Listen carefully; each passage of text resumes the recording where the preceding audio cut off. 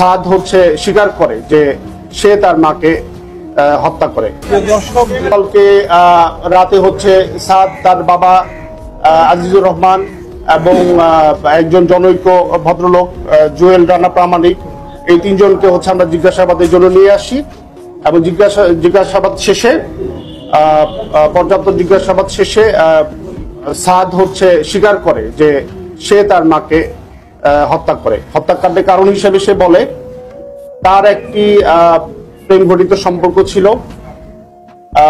এবং তার যেই উঠতি বয়স, তার কিছু হাত খরচের বিষয় ছিল এবং আমরা টেকনোলজির মাধ্যমেও কিছু জানতে পেরেছি তার কিছু ট্রানজেকশনের বিষয় ছিল, টাকা পয়সা লেনদেন ছিল।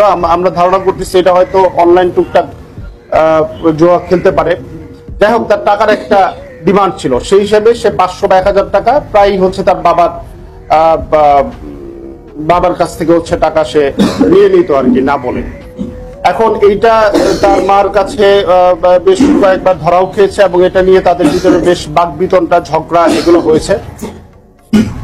এগুলোর প্রেক্ষিতে তার মার সাথে তার একটা ক্ষোভ ছিল মার উপরে এবং ঘটনার দিন 10 তারিখ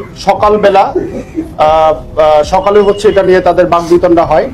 এর প্রেক্ষিতে সে সকালবেলা রাগ করে নাস্তা না খেয়ে হচ্ছে সে মাদ্রাসায় চলে যায়, দারুস সুন্নাহ কামিল মাদ্রাসা।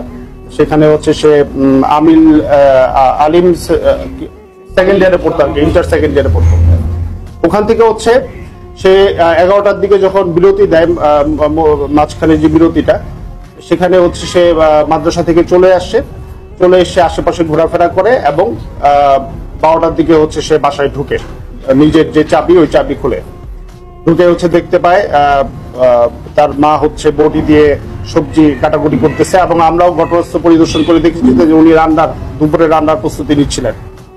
তো তখন হচ্ছে সে ঢুকে তার মাকে পিছন থেকে জাপটে ধরে হচ্ছে নাক এবং মুখ চেপে ধরে, এর ফলে শ্বাসরোধে ভদ্রমহিলা মারা যান এবং এই ভদ্রমহিলা মারা যাওয়ার প্রেক্ষিতে যখন ধস্তাধস্তি হয় তখন হচ্ছে এই বটিতে আঙুলের তর্জনী লেগে হচ্ছে বেশ কিছুটা কেটে যায়। এটাও ভদ্রমহিলার শরীরে বা ভিকটিমের শরীরে হচ্ছে আঘাতের চিহ্ন আছে, এছাড়া আর কোনো আঘাতের চিহ্ন ছিল না।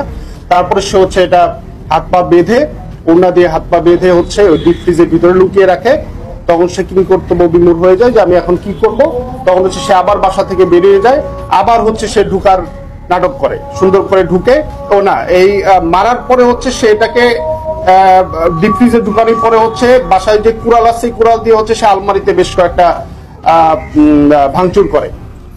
এই করে হচ্ছে তারপরে সে বেরোয় যাওয়ার পরে হচ্ছে সে আবার বাসায় ঢুকে হচ্ছে তার মাকে খুঁজে পাওয়া যাচ্ছে না এবং তারপরে হচ্ছে সেই যে নাটকটা আর কি, যে আত্মীয় স্বজনকে কল দিয়ে যে আমার মাকে খুঁজে পাওয়া যাচ্ছে না, বাসায় এরকম ভাঙচুর হয়েছে, এখানে ডাকাতি হয়েছে বা ডাকাতি প্রচেষ্টা হয়েছে, এই পুরো নাটকটা হচ্ছে সে সাজায়।